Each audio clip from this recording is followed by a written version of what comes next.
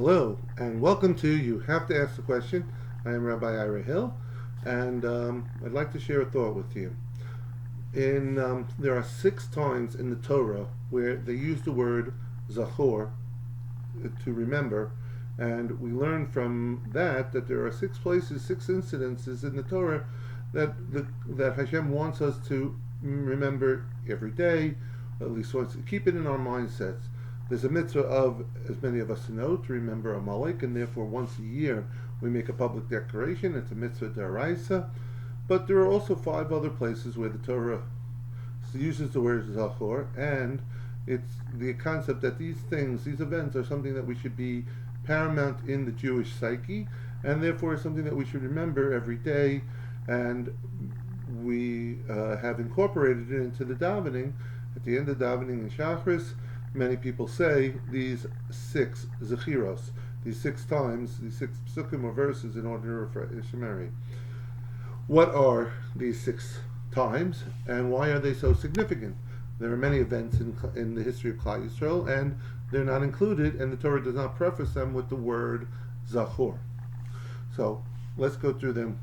So the first one that's mentioned is, and we just had this recently over Pesach, we mentioned this, Laman tizkor es yom seischa me'eretz Mitzrayim kol yemei chayecha. You should remember the day you went out of Egypt, all the days of your life. So many of us went through the different drushes, days and nights, so we have to make mention of it. That's why we have the parsha of Tzitzis even at night, because it mentions going out of Egypt, and therefore there's a mitzvah to mention or remember going out of Egypt every day and every night. So it's a pretty big event. We can understand why we're supposed to remember it. The next one is Zachor. It begins, Rak hishamer lecha. You should watch and be careful. Nafshecha, yourself very much. Pen tishkach. Perhaps you'll forget. Es hadavar masher ra'u einecha. The things that you saw with your eyes. Pen yasuru milavavecha, and perhaps you'll remove it from your heart. Kol yemei chayecha. Okay, v'hadata levanecha, and you should make known to your children, ulebnei benecha, and to your children's children, Yom asher amalta lefnei Hashem elokecha b'chorev, that you should remember and let them know, to your children and your grandchildren, the day that you stood in front of Hashem at Chorev, Har Sinai, the revelation of Sinai, the giving of the Torah, the 10 Commandments. Also, a pretty big event in Klal Yisrael's psyche, and that's something we should remember all the days. The next one is the mitzvah that we mentioned, that we actually publicly announced in Shul, but Zachor es asher asasa lecha Amalek. We should remember what Amalek did to us along the way when we left Egypt, and how they attacked us. The verse goes on, but it ends off by saying we should eradicate the memory of Amalek from under the heavens, and lo tishkach, and we shouldn't forget what they did. So even though we may have an obligation to destroy Amalek, and eventually we may have to fulfill that, we still shouldn't forget what they did and what transpired. That's the third. The fourth is Zachar ve'al tishkach es asher hiftzata es Hashem Elokecha b'midbar. You should remember and not forget how you tested Hashem and you rebelled against Him in the desert. And this is a reference, as our rabbis tell us, to the Egel Azav, the golden calf. So therefore, again, we have Amalek that we have to remember. We have to remember the golden calf.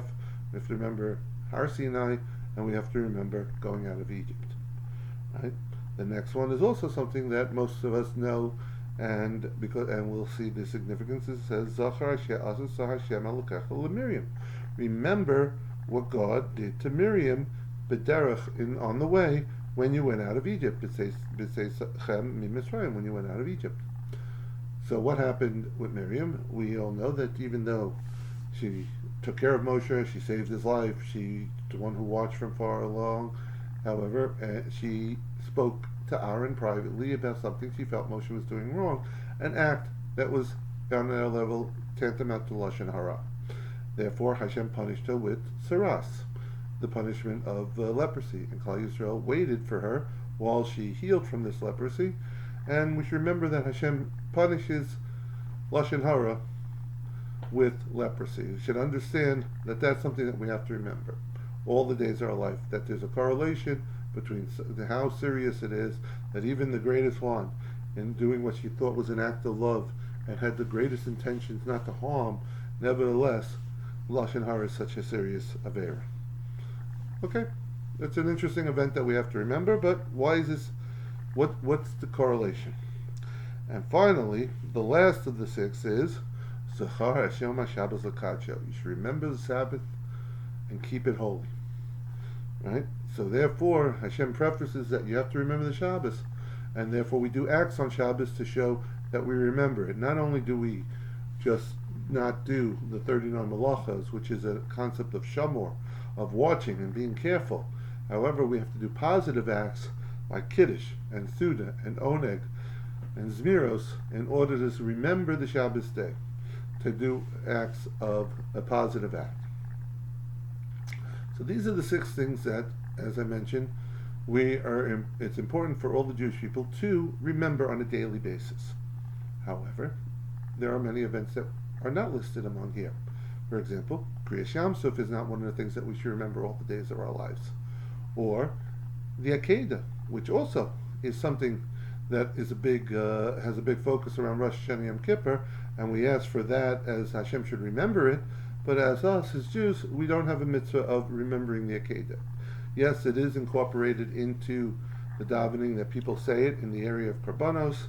They say the Akedah every day, but as a term of the word Zachor, the Torah doesn't tell us to remember it. And so on and so forth. I'm sure we can all find and cite other examples of things that we think are very important. So what's significant about these six items, and why does it take on this level of that is something that we have to remember regularly? If we take a glance at it a little further, deeper, we see that actually they're talking about six events that happen, and three of them are positive events, and three of them are negative events.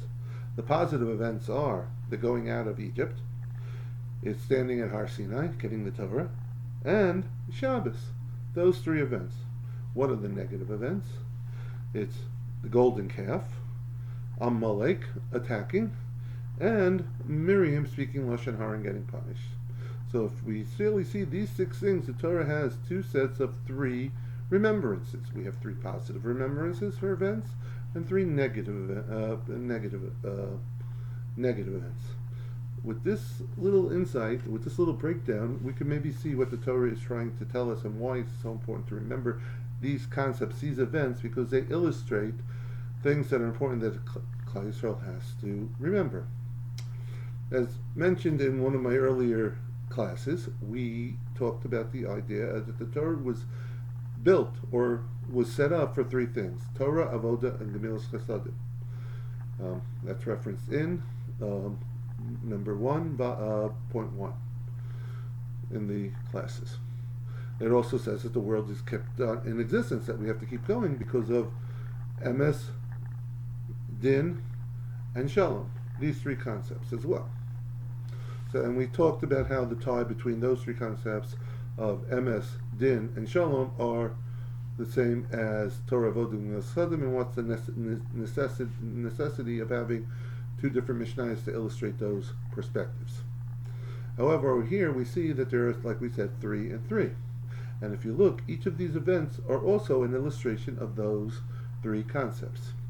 So, very clearly, Torah is represented by Ma'amad Har Sinai. That's a very positive event. The Jews got the Torah. We had a revelation. We have to remember that Torah is one of the foundations, that we had this event, that we should keep conscious of it most of the time, all the time, that we should not forget that we had the Torah directly from Hashem. That's positive. And what is the negative contrast to that? Is Amalek attacking, because our rabbis teach us that the reason why Amalek attacks is when Jews become weak in their study of Torah. They're not so diligent. We take it for granted. We use it as an intellectual exercise. We think it's a nice thing, but it's not. We become weakened and we lessen our desire. When that happens, that's when Amalek attacked. that's when they had the idea, the ability to come and even justify coming onto Klal Yisrael. So therefore, we have to remember the positive of Torah, and as well what happens when we don't learn Torah. The second of the three pillars is avoda. So clearly, on the negative side, you could say what is anti-avoda is bringing the Egel Azav, the golden calf. That's the negative. That's the avoda zara is the antithesis of having avoda to Rirona Shalom. And therefore, the other three of the positives, what is avoda, is going out of Egypt. Because what prompted the going out of Egypt, and what gave us the schus that finally that saved us during Makos Bechoros, and that we do and we celebrate every year, and when we have a Beis Hamikdash, we will do again. And now when we don't have a Beis Hamikdash, is the focus of it is the Korban Pesach, the avoda that each individual. It's not one person does for somebody else, but each individual has to partake in the Korban Pesach. And if you don't do it, you're not considered even part of Klal Yisrael. It's a positive commandment that says that if you don't perform and you don't have the proper excuse by being either tamei or away, you're chayiv kares. Kares is the most serious, one of the most serious punishments you can. You are now cut off. It also uses the expression when talking about the Korban Pesach, called Ezrach b'Yisrael. Every citizen of Klal Yisrael is obligated to bring the Korban Pesach. It's a concept of citizenship, of being part of Klal Yisrael. This avoda, more than almost any other avoda, on an individual level, makes us a part of the Klal Yisrael. So therefore, you see, this is the idea of our avoda to Hashem. So going out of Egypt, the Korban Pesach, is the positive aspect of it. Third and final thing is Gemilas Chasadim, or Shalom. The thing that breaks down all relationships, society, and everything is Lashon Hara. We see that it's anti-Shalom. It's hard to keep peace when people are speaking Lashon Hara one another. It's one of the things that it keeps us in Gulf states. Lashon Hara, Sinas Shechina. It's the one thing that keeps away the Shechina. It's the idea. So therefore, we have to remember how serious it is that even the greatest among us can fall prey to this and can get punished for it, and how we have to be so careful of it, how it destroys everything. And that's the negative. And what is the positive? And that's what we said, the final one that we mentioned, Zachar es Yom HaShabbos HaKadsha, because we know that Hashem originally wanted to make the world with din, with justice. However, that world can't survive. It says Olam Chesed Yibane, that the world is created through Chesed. The entire Shabbos, which is the declaration to the world that Hashem created the world, that Hashem runs the world, that Hashem is the one, the bestower of Chesed to the world, that created a world full of Chesed. That's the Hashem HaShabbos Kadsha, and therefore we have to do acts in order to remember the Shabbos day, remember the 6 days of creation, and therefore we see that the reason why these things, the Torah picked out these events in order to say Zachor, or another form of the word not to forget, therefore it makes it important to us to remember each and every day, is that we have to remember Torah, Avoda, and Gemilas Chasadim every day, because without that, without keeping a focus on that, our world can't exist. We should be zocher to fill our days with Torah, Avoda, and Gemilas Chasadim, and we should be zocher to the Gula Shalema. Thank you.